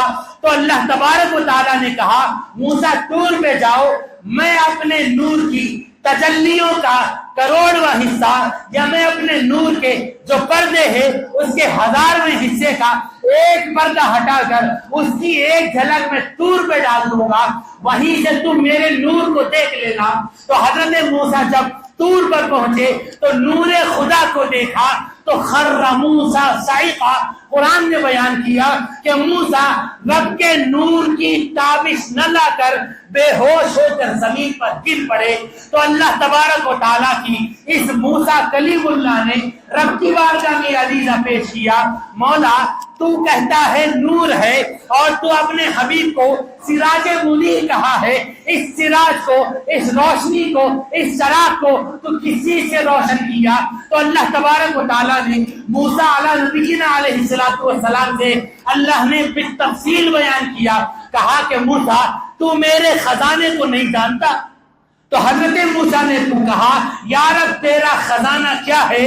تو اللہ تبارک و تعالیٰ نے حضرت موسیٰ سے کہا موسیٰ تو اپنے گھر کے سامنے ایک آگ جلا اور آگ جلا کر لوگوں میں اعلان کر دے. کیا اعلان کر کہ لوگوں میں روشنی لگا دیا, میں آگ جلا دیا, جس کو بھی روشنی چاہیے, جس کو بھی یا جس کے بھی دل کے روشن چراغ جو بجھ چکے ہیں خدا کی ہدایت سے, وہ گمراہ ہو چکے ہیں, جن کو بھی خدا کا نور چاہیے وہ میرے چول دہلیز پر آ جائے اور جو آگ میں نے جلائی ہے اس آگ سے اپنے دل کا جو برا بجھا ہوا چراغ ہے اس کو لگا کر میری آگ سے روشنی لے کر اپنے دل کو روشن کرتے چلے جائیے. اس کے بعد اللہ تبارک و تعالیٰ نے حضرت موسیٰ سے پوچھا موسیٰ بتاؤ اگر تم نے یہ اعلان کیا اور تمہیں ماننے والے سارے لوگ اس آگ سے آ کر اپنا چراغ جلا کے لے گئے تو بتاؤ تمہاری اس آگ میں کچھ کمی آئی ہے کیا؟ تو حضرت موسیٰ نے کہا, اللہ نے پوچھا ہل نقص من نارک یا موسیٰ. حضرت موسیٰ نے کہا قال لا یا ربی, کہ اللہ میری روشنی میں, میری جلا ہوئی آگ میں کوئی کمی نہیں آئی ہے. تو اللہ تبارک و تعالیٰ نے حضرت موسیٰ سے کہا موسیٰ میرا خزانہ ایسے ہی ہے, میرا خزانہ ایسے ہی ہے, اور جب تیری لگائی ہوئی آگ سے لوگ روشنی لے کر چلے گئے, لوگ اپنے اندھیرے دل کے چراغ کو روشن کر کے اپنی تیری آگ سے حصہ لے گئے, تو جیسے تیری آگ میں کمی نہیں آئی ویسے ہی میں نور ہوں. جب میں نے نور مصطفیٰ کو اپنے نور سے بنایا تو میرے بھی نور میں کوئی کمی نہیں آئی.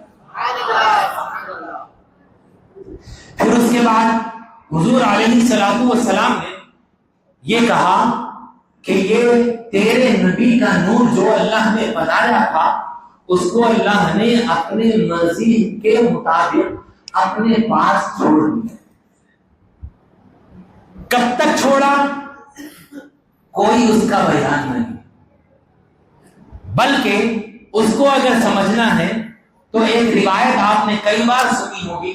ایک بار حضرت جبریل علیہ السلام سے حضور نے پوچھا جبریل تمہاری عمر کیا ہے؟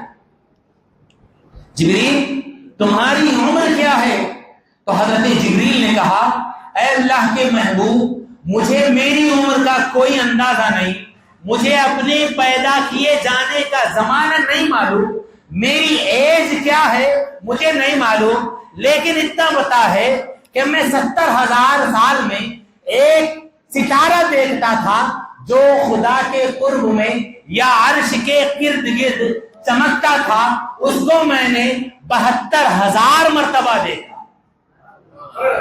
ایک ستارہ جو 70,000 سال میں ایک بار چمکتا تھا اس کو میں نے 72,000 مرتبہ دیکھا.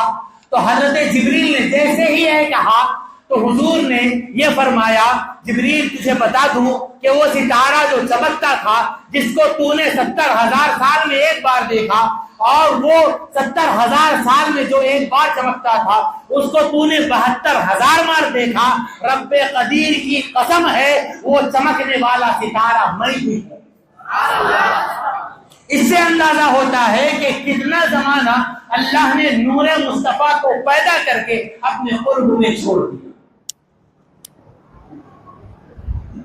اس کے بعد حضور نے یہ بیان کیا کہ نور مصطفیٰ کو پیدا کر کے، جابر تیرے نبی کے نور کو پیدا کر کے اللہ نے اپنے قرب میں چھوڑ دیا۔ چھوڑنے کے بعد جب اسے کائنات بنانے کا ارادہ ہوا، اسے دنیا بنانے کا ارادہ ہوا، تو اللہ تبارک و تعالیٰ نے تیرے نبی کے نور کے 4 حصے کیے، تیرے نبی کے نور کے 4 حصے کیے۔ یہ جو میں روایت بیان کر رہا ہوں یہ مصنف عبد الرزاق کی ہے، جس کو صاحب مواہب لدنیہ نے بھی بیان کیا، اور جو الفاظ حدیث کے ترجمے کی شکل میں جو بیان کر رہا ہوں یہ صاحب مواہب لدنیہ کی روایت کے الفاظ ہیں۔ حضور نے جب یہ کہا کہ جابر تیرے نبی کے نور کو اللہ نے بنانے کے بعد اپنے مرضی کے مطابق چھوڑ دیا، اس کے بعد جب کائنات کو بنانے کا ارادہ ہوا تو اللہ تبارک و تعالیٰ نے تیرے نبی کے نور کو اللہ نے 4 حصوں میں تقسیم فرمایا۔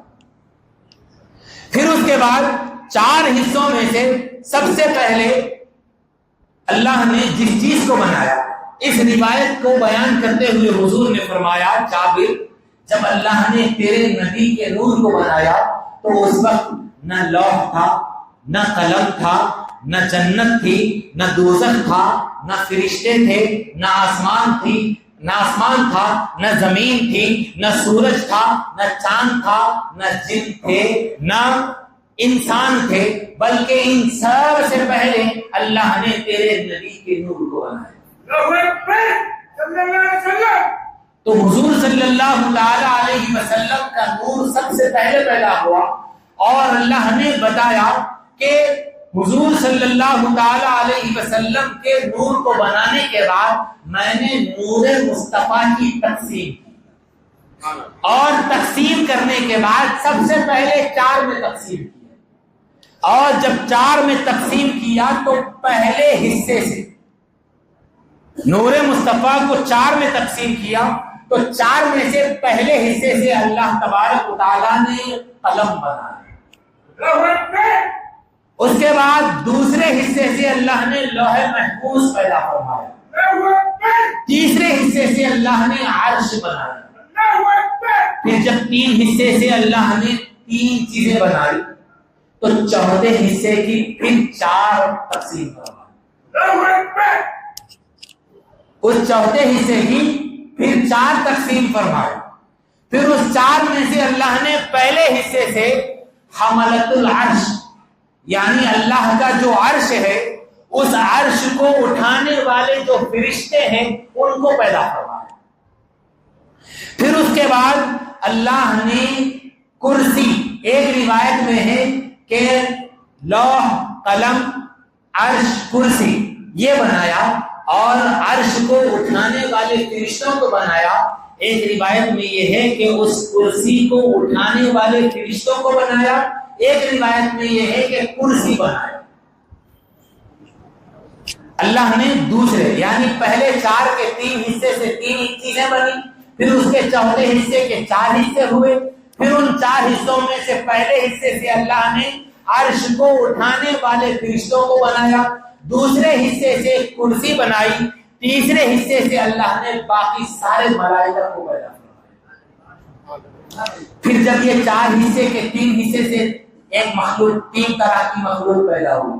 اگر دیکھا جائے تو ایک ہی مخلوق فرشتے پیدا ہوئے، لیکن فرشتوں کی 3 کیٹیگری ہوئی، عرش اٹھانے والے فرشتے الگ ہیں، کرسی اٹھانے والے فرشتے الگ ہیں، اور باقی عام فرشتے الگ ہیں۔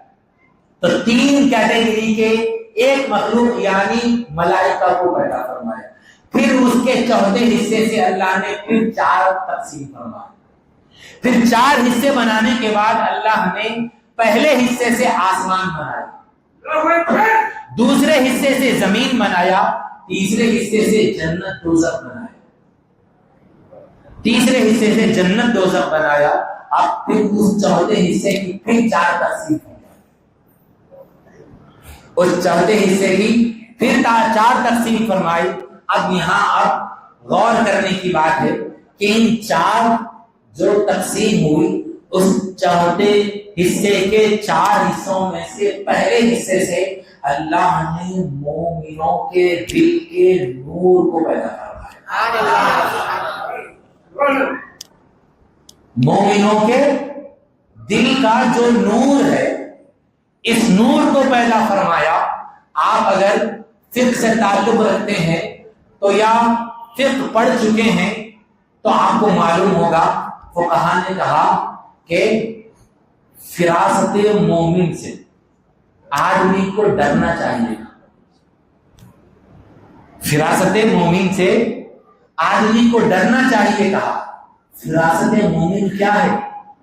کہا کہ مومن کے دل کو جو اللہ نے نور عطا فرمایا، اسی نور میں اللہ اپنے تجلیات ان بندوں کو حضور کے واسطے سے ان پر ڈال دیتا ہے، اور اسی نور مصطفیٰ کی بنیاد پر، اسی نور مصطفیٰ کے جو حصے سے مومنوں کے دل کا جو نور ہوا، اس میں کلمہ طیبہ لا الہ الا اللہ محمد الرسول اللہ سمجھ میں آ جاتا ہے۔ یہ نور مصطفیٰ کا حصہ ہے کہ مومنوں کے دل کا جو نور ہے اللہ نے عطا فرمایا۔ اب جن جن کو نور مصطفیٰ ملا ہے، وہ دیکھنے کے باوجود ایمان نہیں لائے۔ جو دیکھنے کے باوجود ایمان نہیں لایا۔ آپ کو، ہم کو آنکھ ہے، ہم ایک دوسرے کو دیکھ رہے ہیں، تو ہمارا اور آپ کا دیکھنا، اس کو بصارت نہیں کہتے، اس کو نظارہ کہتے۔ بصارت یہ ہے کہ آدمی جو سوچ رہا ہے، آدمی کے دل میں جو خطرات گزر رہے ہیں، وہ خطرات اللہ تبارک و تعالیٰ کے نور کا جو نور مصطفیٰ ہے، اس نور مصطفیٰ کا جن مومنین کو اللہ تبارک و تعالیٰ نے حصہ عطا فرمایا، تو ان کے سامنے بیٹھنے کے بعد بندہ جو سوچ رہا ہے، اللہ نور مصطفیٰ کی بدولت ان کے دل کے خطرات کو ان کے سامنے ظاہر کروا دیتا۔ ہم اور آپ جس ایمان کی تقلید کرتے ہیں، اس ایمان نے یہ کہا کہ اللہ نے مجھے وہ بصارت عطا فرمائی کہ میں اگر وضو خانے پہ بیٹھ کر دیکھوں کہ وضو کرنے والا اگر وضو کر رہا ہے تو اس کے وضو کے جو قطرات گر رہے ہیں، تو حضور نے فرمایا کہ وضو کرنے والے کے وضو کے قطرات جب گرتے ہیں تو مومن یا وضو کرنے والے آدمی کے گناہ اعضائے وضو سے وہ پانی لے کے گرتا ہے۔ تو امام اعظم کہتے ہیں کہ جب میں وضو خانے پر کسی وضو کرنے والوں کو دیکھتا ہوں تو وہ کن گناہوں کو لے کر وضو کا پانی گر رہا ہے، اللہ کے فضل سے نور مصطفیٰ کے بدولت میں ان خطرات میں گرنے والے گناہوں کو دیکھ لیتا ہوں۔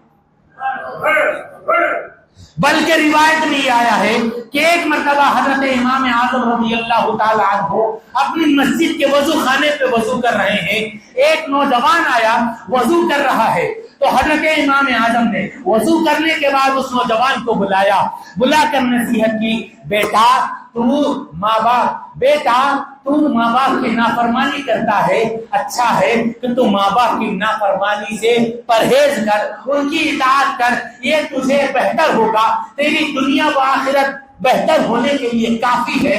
اور جب تو اگر ماں باپ کی اطاعت و فرما برداری نہیں کرے گا تو تیری عبادتیں ایک طرف ہو جائے گی، بلکہ مصطفیٰ کا فرمان ہے کہ رضا رب فی رضا الوالی، کہ رب کی رضا تیرے باپ کی رضامندی میں ہے، اگر تیرا باپ ناراض ہوگا تو خدا بھی تم سے راضی نہیں ہو سکتا۔ ایک نوجوان آیا، حضرت امام اعظم رضی اللہ تعالی عنہ نے اس کے وضو کرتے ہوئے پانی کو قطروں کو دیکھ کر کہا کہ بیٹا میں تجھے نصیحت کرتا ہوں کہ تو زنا کر رہا ہے، لہذا تو زنا سے پرہیز کر۔ حضرت امام اعظم نے اس کو یہ نصیحت کر دی۔ اس کے بعد کچھ عقیدت مندوں نے، جیسے مجھ جیسا ایک غلام، ان کا خیالات میں حضرت امام اعظم سے پوچھا، اے امام آپ نے یہ وضو کے قطرے کیسے دیکھ لیے؟ ان وضو کے قطروں میں گرنے والے گناہوں کو کیسے دیکھ لیا؟ تو حضرت امام اعظم نے عالم تخیلات میں مجھ سے، یا جو کچھ میں نے مطالعہ کیا اس مطالعے کی روشنی میں اللہ نے یہ مجھ پر عیان کر دیا کہ حضرت امام اعظم نے کہا کہ اے بچے سن، جن کو اللہ تبارک و تعالی نور مصطفیٰ کی بصارت عطا فرماتا ہے ان کے سامنے دنیا کچھ نہیں ہے، بلکہ بندہ جو چھپے چیزیں کرتا ہے اللہ نور مصطفیٰ کی بدولت ان پہ ظاہر کر دیتا ہے۔ حضور علیہ السلام کی بھی ایک روایت ہے، حضور نے یہ جو آنکھ ہم اور آپ دیکھ رہے ہیں، ان آنکھوں کو ہم جو اس میں دیکھنے کی قوت ہے اس کو نور کہا جاتا ہے، یا اس کو بصارت کہا جاتا ہے، یا دیکھنے کی قوت کہا جاتا ہے۔ لیکن ہماری اور آپ کی دیکھنے کی قوت یہ ہے کہ جو ہمارے سامنے ہیں ہم دیکھتے ہیں، لیکن حضور کے دیکھنے کا یہ عالم ہے۔ حضور فرماتے ہیں اے صحابہ اللہ نے مجھے وہ بصارت عطا فرمائی، میں تمہارے خضوع کو دیکھتا ہوں، میں تمہارے خضوع کو دیکھتا ہوں۔ یہاں بیٹھے ہوئے علماء ائمہ یہ جانتے ہیں کہ خضوع کیا ہے، تو یہ کوئی دکھنے والی شے نہیں ہے، ایک کیفیت کا نام ہے کہ آدمی جن کیفیات سے اللہ کی عبادت کرتا ہے اس کیفیت کا نام خشوع ہے۔ اگر اللہ کی رضا ہے، اللہ کا خوف اس میں ہے تو اسے خشیت الہی، اسے خضوع کہا جاتا ہے، اور اگر خوف خدا نہیں ہے تو اسے ریاکاری کہا جاتا ہے، اسے شرک اصغر کہا جاتا ہے۔ تو اللہ تبارک و تعالیٰ نے حضور علیہ السلام کو اپنی نبی کے نور میں یہ بصارت عطا فرما دی، حضور کی آنکھوں میں یہ بصارت عطا فرما دی۔ حضور نے اعلان فرمایا اے صحابہ تم اپنی نمازوں کو درست کرو کہ میں تمہارے خضوع کو دیکھتا ہوں۔ تو یہ معلوم ہوا کہ خضوع ایک کیفیت ہے، اللہ نے ان کیفیات کو بھی دیکھنے کی طاقت حضور کو عطا فرمائی۔ اسی لیے تو ہم کہتے ہیں کہ دور و نزدیک کے سننے والے وہ کان لال کرامت پہ لاکھوں سلام۔ اور پھر یہ کہتے ہیں کہ جس طرف اٹھ گئی دم میں دم آ گیا، جس طرف اٹھ گئی دم میں دم آ گیا، اس نگاہ عنایت پہ لاکھوں سلام۔ حضور علیہ السلام ایسے نور ہے کہ حضور کے سامنے جو بیٹھتا حضور اس کے دل کے خطرات جان لیتے۔ یہ کیسے ہوا؟ ایسے ہی ہوا جیسے ہم روشنی میں چیزیں دیکھ لیتے ہیں، جیسے ہم چراغ جلنے پر، لائٹ جلنے پر ہمارے سامنے چھپی ہوئی چیزیں ظاہر ہو جاتی ہیں۔ تو اللہ نے نور مصطفیٰ کو ایسے بنایا کہ حضور اگر یہاں بیٹھے ہوں تو پیٹھ کے پیچھے جو ہے وہ دیکھ لیتے ہیں۔ بلکہ آپ نے حدیث پڑھی ہوگی کہ حضور نے کہا اے علی اس پہاڑ کے پیچھے ایک آدمی آ رہا ہے جس کے پاس کوزہ ہے اور اس کوزے میں پانی ہے، اسے پکڑ کے لے آؤ۔ یہ کیسے معلوم ہوا؟ تو ہم یہ کہتے ہیں کہ یہ ایسے ہی معلوم ہوا کہ اللہ تبارک و تعالی نور ہے، اور اس نور میں اللہ لوگوں کو ہدایت دیتا ہے، اور نور مصطفیٰ بھی نور ہے، اور حضور کو اللہ نے سراپا ہدایت بنا کر بھیجا۔ تو جب سراپا ہدایت بنا کے بھیجا تو ظاہر ہو تو وہ بھی دکھتا ہے، باطن ہو تو وہ بھی دکھتا ہے۔ جیسے پہاڑ کے پیچھے آدمی پانی لے کے آ رہا تھا، حضور نے حضرت علی سے کہا وہ آدمی پانی لے کے آ رہا ہے، اسے پکڑ کے لیا۔ لہذا حضور صلی اللہ تعالی علیہ وسلم ایسے نور ہیں کہ جن کی بدولت ہم ہدایت پر ہیں، اور پھر اسی نور مصطفیٰ. اور حدیث لمبی ہے، وقت بھی ہو گیا، کئی لوگ اشارے بھی کر رہے ہیں، لہذا میں وقت یہیں پہ اپنی چٹھی بند کر لیا جو بولنے کا ہے. آخری بات بتا کے آپ میں اپنی بات سمجھ لوں گا. ایک مرتبہ زور سے درود پاک پڑھ لیجیے.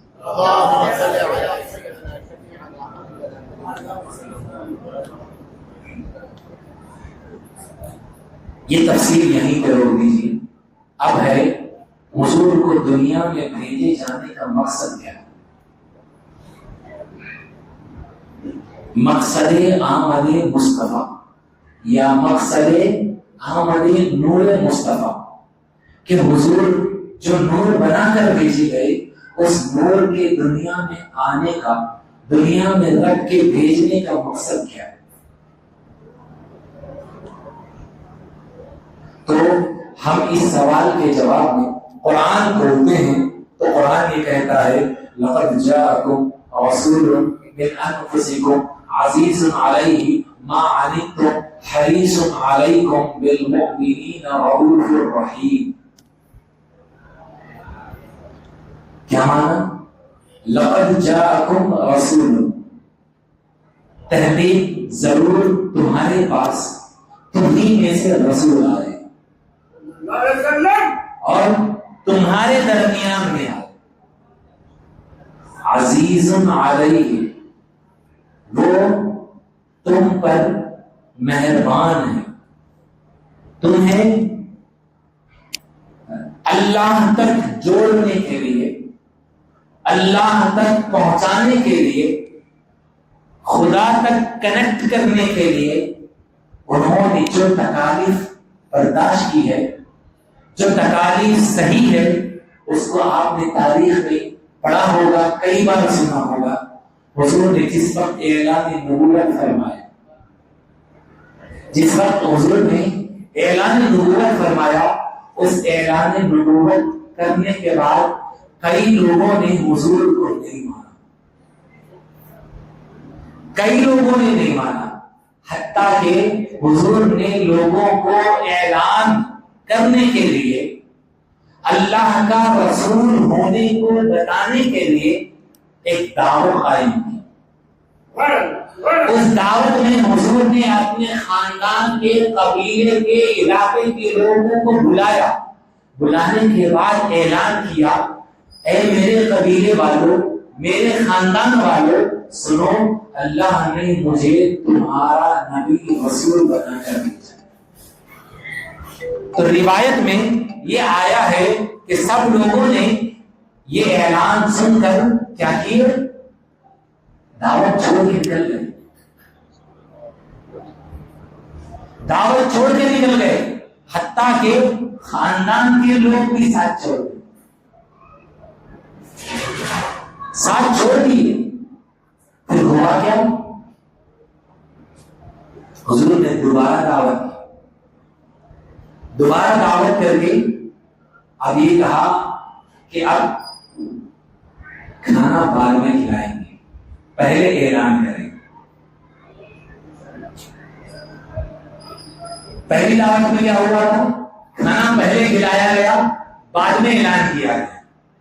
اس لیے بھی شاید آپ لوگ بھی پورا ہونے کے بعد کھانے کا انتظام کرے جائے، ہے نا؟ تو بے فکر گھر والوں کو فون کر کے بول تو آپ لوگ ہم یہاں کھا کے آ رہے، آپ اپنا دستار پہ بیٹھ کے کھا لو، بول ہے نا؟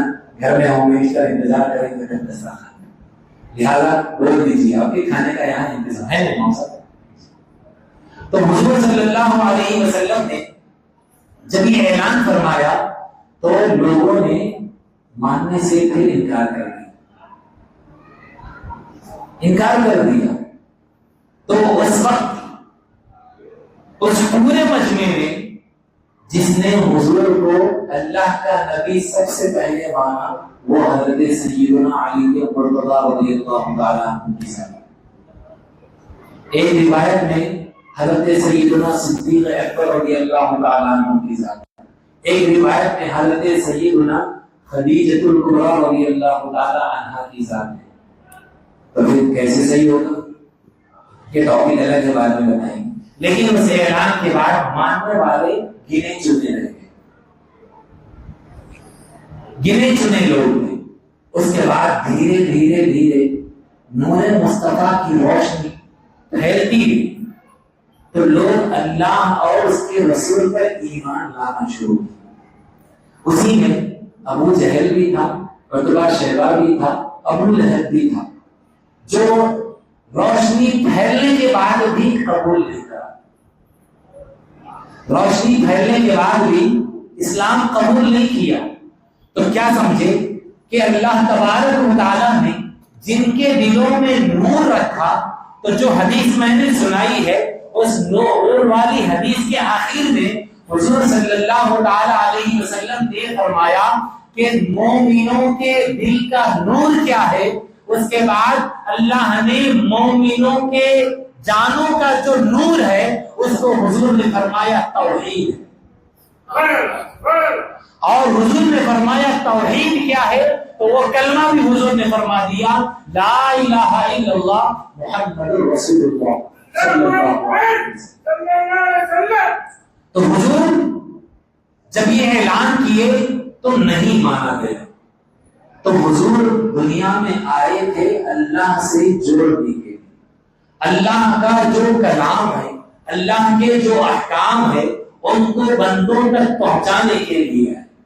اب کوئی یہ نہ سمجھنا کہ محض پیغامبر ہے, محض پیغامبر ہے, محض بشر بھی نہیں, محض نور بھی نہیں. دونوں باتیں غلط ہیں.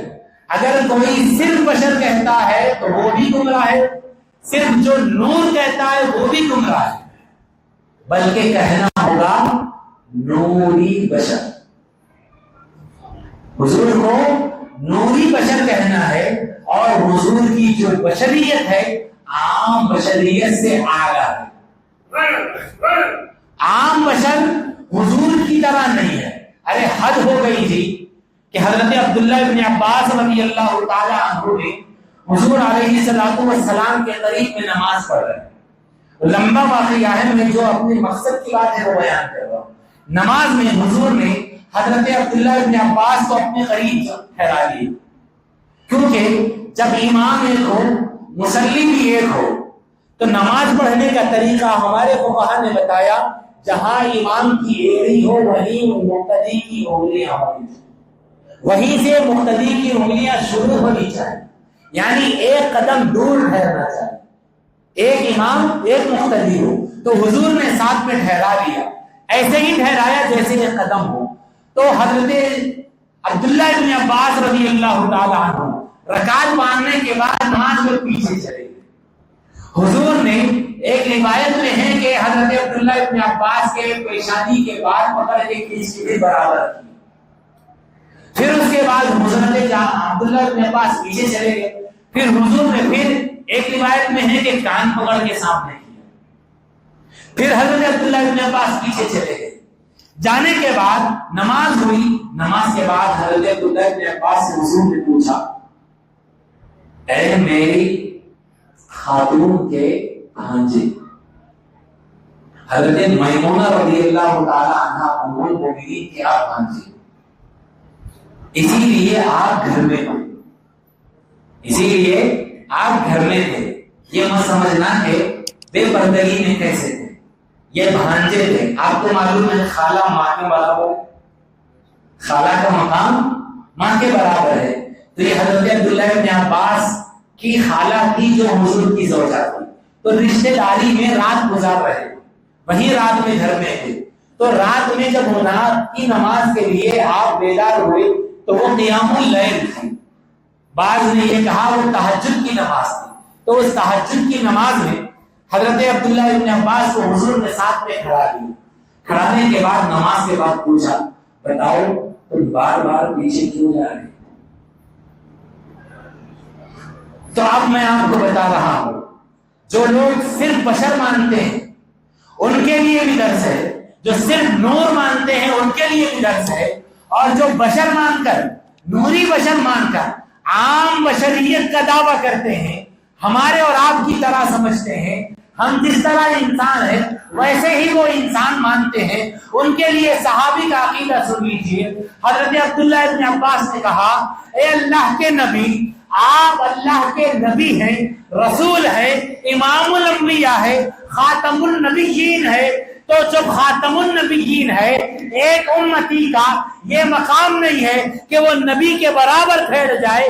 یہی عقیدے نے، اسی خیال نے مجھے بار بار پیچھے کیا. تو جب اللہ کے نبی نے حضرت عبداللہ ابن عباس کا یہ جواب سنا تو خوش ہو کر حضرت عبداللہ ابن عباس کو سینے سے لگا لیا اور رب سے دعا کی کہ مولا تو نے قرآن مجھ پہ نازل کیا ہے، لیکن اس کی سمجھ اس بچے کو عطا فرما دے، اس بچے کو تو قرآن کا فہم عطا فرما دے، فہم قرآن عطا فرما دے. تو اللہ نے حضور کی دعا پر حضرت عبداللہ ابن عباس رضی اللہ تعالیٰ عنہ اور بعض عاشقوں نے یہ کہا، اسی ادب کی بنیاد پر اللہ نے حضرت عبداللہ ابن عباس کو قرآن کا مفسر بنا دیا.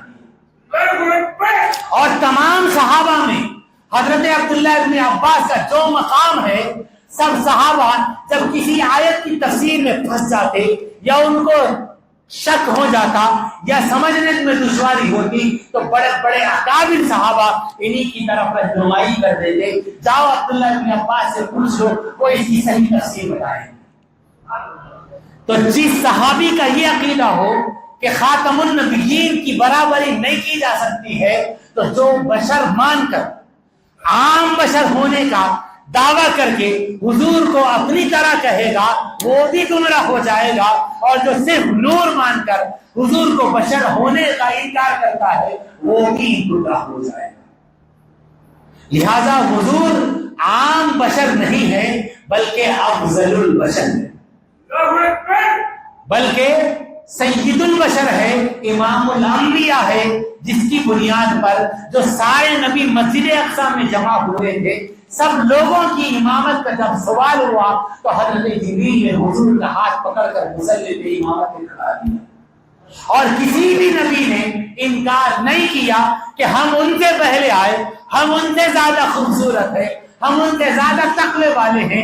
کسی نے یہ نہیں کہا، بلکہ سب حضور کی اقتداء میں نماز پڑھ لیے. تو جب حضور سے آنے والے 1,24,000 یا کم و بیش 2,24,000 نبیوں نے حضور کی اقتداء میں نماز پڑھ کے یہ اعلان کر دیا کہ جو اللہ کے نور کا حصہ ہو وہ اماموں کا بھی، جو نبیوں اللہ کے نور کا حصہ ہو وہ سارے نبیوں کا امام ہوتا ہے. اس کی اقتداء میں سارے نبی نماز پڑھتے ہیں، وہ سارے نبیوں کا امام اور سید آقا ہوتا ہے، وہ امام الانبیاء ہونے کی حیثیت اسی کو حاصل ہوتی ہے. اب حضور دنیا میں آئے تو آنے کا مقصد یہ ہے کہ حضور ہم کو ہدایت دی. ہدایت کیا ہے؟ اللہ ایک ہے، اس کا کوئی شریک نہیں ہے، اسی کی عبادت کی جائے، اسی کے سامنے سجدہ کیا جائے، اسی کی نماز پڑھی جائے. اور حضور کی آنکھوں کا تذکرہ آیا تو حضور نے ایک موقع سے فرمایا کہ نماز میری آنکھوں کی ٹھنڈک ہے، میری آنکھوں کی ٹھنڈک ہے. تو نماز اللہ سے قریب ہونے کا ذریعہ، بلکہ روایتوں میں آیا ہے کہ بندہ جب اللہ کے قریب ہونا چاہتا ہے تو وہ 2 رکعت کی نیت باندھ کر رب کے بارگاہ میں کھڑے ہو جائے، اور کھڑے ہو کر جب بندہ سجدے میں جاتا ہے تو سجدے میں پہنچنے کا جو مقام ہے، جو رتبہ ہے، تو بزرگوں نے بیان کیا کہ سجدے میں بندہ اپنے رب کے بالکل قریب ہو جاتا ہے. تو جس نبی نے ہمیں یہ بتایا ہے یہ ہمارے لیے روشنی ہے، یہ ہمارے لیے ہدایت ہے. اور پھر قرآن کہتا ہے کیا؟ نماز بے حیائی اور بری باتوں سے روکتی ہے. ان الصلاۃ تنہی عن الفحشاء والمنکر، نماز بے حیائی اور بری باتوں سے روکتی ہے. آپ بتائیے ہم اور آپ حضور کی اس ہدایت پر، حضور کی اس روشنی پر، حضور کے اس بتانے والے، حضور کے اس راستے کو ہم تک پہنچانے والے جس نبی نے ہم کو یہ بتایا، ہم نمازیں پڑھنے کے باوجود بھی ہمارا کیا حال ہوتے جا رہا ہے۔ تو اس کا صاف صاف مطلب ہے یا تو ہم نماز نہیں پڑھ رہے، یا تو ہم نماز پڑھ رہے ہیں لیکن نماز میں جو خشوع و خضوع ہے وہ ہمارے اندر نہیں پیدا ہو رہا، جس کے نتیجے میں ہمارا دل جو اللہ کے قریب ہونے پر روشن ہونا چاہیے تھا وہ روشنی ہم کو کیوں نہیں مل رہی ہے؟ تو یہی مطلب ہے کہ ہم یا تو خشوع و خضوع سے نماز نہیں پڑھ رہے یا تو سرے سے نماز ہی نہیں پڑھ رہے۔ تو جب آپ نماز نہیں پڑھ رہے ہیں تو میلاد منانے کا مقصد، میلاد منانے کا حق ہمیں نہیں ہے۔ نماز یہ ہمیں اللہ کے بھی قریب کرتی ہے، مصطفیٰ کے بھی قریب کرتی ہے۔ لہذا اگر حضور کو خوش کرنا چاہتے ہیں، اللہ کو راضی کرنا چاہتے ہیں، آؤ رب کی بارگاہ میں 5 وقتہ نماز ادا کریں۔ یہ نماز ہمارے نبی کی بدولت اتنی ہلکی کر دی گئی ہے، آپ نے سنا کہ 50 نمازیں فرض ہوئی، 50 نمازیں فرض ہوئی تھی، لیکن حضور ہی کی بدولت ہے کہ حضور نے بار بار اللہ کی بارگاہ میں جا کر 5 نمازیں کم کرا کر 5 تک محدود ہو گئی، لہذا دن میں 5 نمازیں فرض ہوئی۔ اب جب اللہ نے 50 فرض کی ہے تو 50 فرض کرنے کے بعد ہم 5 پڑھ رہے ہیں، تو یہ حضور ہی کا صدقہ ہے کہ اگر کوئی بندہ 5 پڑھتا ہے اللہ اسے 50 کا ثواب عطا فرماتا ہے۔ 5 پڑھنے پر 50 کا ثواب ملتا ہے، تو لیکن ہم پڑھ رہے ہیں، ثواب کیا چیز ہے؟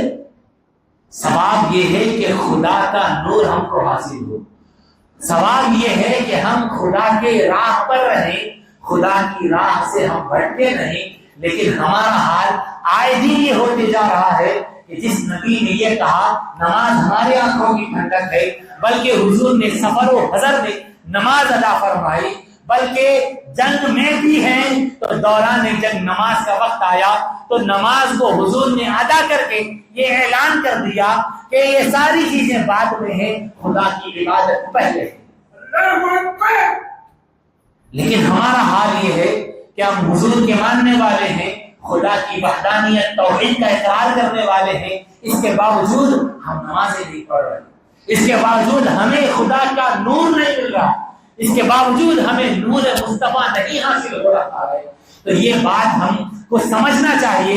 حضرت امام شافعی رضی اللہ تعالیٰ عنہ کا واقعہ آپ نے کئی بار سنا ہوگا کہ آپ کو کسی قرآن کی بات سمجھ میں نہیں آتی، آپ کو کوئی مسئلہ سمجھ میں نہیں آتا تو آپ حضرت امام اعظم رضی اللہ تعالیٰ عنہ کی مزار پر حاضری دیتے ہیں، حاضری دے کر 2 رکعت نماز پڑھتے ہیں، اس کے بعد اللہ تبارک و تعالیٰ کی بارگاہ میں اس 2 رکعت نماز اور اللہ کے اس محبوب بندے حضرت امام اعظم کے وسیلے سے رب کی بارگاہ میں دعا کرتے ہیں، مولا اس نماز کی بدولت جو تیرا کلام مجھے سمجھ میں نہیں آ رہا، میرے ذہن کو کھول دے، میرے سینے کو کشادہ فرما دے۔ تو حضرت امام شافعی کہتے ہیں جیسے ہی میں رب کی بارگاہ میں یہ 2 گانا پڑھتا ہوں، 2 رکعت پڑھ کے رب کی بارگاہ میں دعا کرتا ہوں، اللہ اپنے نور کی بارش مجھ پہ نازل فرماتا ہے، اور جیسے میں نماز پڑھ کے رب کی بارگاہ میں دعا کرتا ہوں تو قرآن جو مجھے پہلے سمجھ نہیں آتا تھا اس کی بدولت، نماز کی بدولت مجھے سمجھ میں آنے لگتا ہے۔ تو قرآن ہمیں، نماز ہمیں قرآن کا نور دیتا ہے، اور آپ کو معلوم ہے قرآن کی آیت آپ اس کو کئی بار پڑھے ہوں گے اور کئی بار اس کا ترجمہ بھی سنے ہوں گے۔ ہر جمعہ امام خطیب جو منبر پہ یہ دیتا ہے کیا یضل بہ کثیرا ویہدی بہ کثیرا، قرآن یہ کہتا ہے کہ یہی قرآن ہے جس سے کئی لوگ گمراہ ہو گئے، یہی قرآن ہے جس سے کئی لوگ ہدایت حاصل کر لیے۔ کیا بات ہے کہ قرآن پڑھنے والے گمراہ ہو رہے ہیں؟ بات سمجھنے کی ہے۔ میں اپنی بات میں قرآن کا ترجمہ کسی بھی مکتبہ فکر کا ترجمہ اٹھا کے پڑھ لیجیے، آپ کو یہی ترجمہ ملے گا کہ یضل به کثیرا ویہدی به کثیرا، کہ بہت سارے اسی قرآن کی بدولت کیا ہو گئے؟ ہدایت پہ آ گئے، بہت سارے اسی قرآن کی بدولت گمراہ ہو گئے۔ تو اس کا صاف مطلب ہے جس پر رحمت خدا، جس پر نور خدا مصطفیٰ کی بدولت آ جاتا ہے، وہ قرآن پڑھ کے ہدایت پہ آ جاتا ہے، اور جو نور مصطفیٰ کا منکر ہو جاتا ہے وہ قرآن پڑھ کے بھی گمراہ ہو جاتا ہے۔ اللہ تبارک و تعالی ہم تمام کو حضور علیہ السلام کے دنیا میں بھیجے جانے کے مقاصد کو جاننے اور اس میں عمل کرنے کی ہم تمام کو توفیق عطا فرمائے۔ بالخصوص مولا حضور علیہ السلام نے جو دنیا میں آنے کے بعد جو کچھ تعلیمات ہم تک پہنچائی ہے، مولا ان تعلیمات پر ہمیں عمل کرنے کی توفیق عطا فرما اور گمراہی اور بے دینی سے ہماری حفاظت فرما۔ رب اغفر وارحم وانت خیر الراحمین، ربنا لا تجعلنا فتنة للقوم الظالمين ونجنا برحمتك من القوم الكافرين ونجنا برحمتك من القوم المنافقين ونجنا برحمتك من القوم المرتدين۔ اللهم احفظنا اللهم احفظنا اللهم احفظنا يا حافظ يا حفيظ، احفظنا فإنك خير الحافظين، فالله خير حافظ وهو ارحم الراحمين۔ مولا ہم تمام کو تیرے حبیب کی میلاد منانے کا ہمارا جو مقصد ہے، تیرے حبیب کی آمد کے صدقے میں تو نے اپنے بندوں پر جو انعامات و اکرامات ہم پر کیے ہیں، مولا اس کا تذکرہ کرنا، اس کو سن کر تیری بارگاہ تک ہدایت کے جو راستے ہیں اسے حاصل کرنا۔ مولا جن جن لوگوں نے میلاد کیا اور تیرے حبیب کے آنے پر خوشیاں کی اور اس خوشی میں انہوں نے تیرے نبی کا تذکرہ سنا مولا اور لوگوں کو سنانے کا اہتمام کیا، ان تمام کو قبول فرما۔ مولا حضور کے دنیا میں آنے کے مقصد کو ہمیں مد نظر رکھنے کی توفیق عطا فرما۔ مولا ہمیں حضور نے جو تعلیمات صحابہ کے ذریعے، بزرگان دین کے ذریعے ہم تک تم نے پہنچایا ہے، مولا ان تمام تعلیمات پر ہم تمام کو عمل کی توفیق عطا فرما۔ مولا ہمارے ہندوستان پر تو نے ایک ولی کامل غریب نواز کو بھیج کر ہندوستان پر یہ فضل فرمایا کہ ان کی بدولت ہم مومن ہیں۔ مولا ان بزرگان دین کا واسطہ ہم تمام کو راہ راست عطا فرما۔ مولا ہم تمام کو گمراہی سے بچا، گمراہوں سے بچا، بے دینی سے بچا، بے دینوں سے بچا۔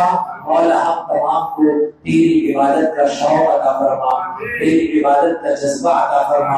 مولا تیری بارگاہ میں سجدہ کرنے کی طرف عطا فرما، اور ہم تمام کو تیرے حبیب صلی اللہ تعالی علیہ وسلم کی سنتوں پر عمل کی توفیق عطا فرما۔ اور مولا سنتوں پر عمل کرنے کے لیے جو ہمارے بزرگوں نے سنت مصطفیٰ، تعلیمات مصطفیٰ، فقہ مصطفیٰ اور فقہ اسلامی جو ہمارا قانون ہے، مولا تیرا قانون ہے، تیرے حبیب کا بتایا ہوا قانون ہے، مولا ہم تمام کو اس کی حفاظت کرنے کا شوق عطا فرما، جذبہ عطا فرما۔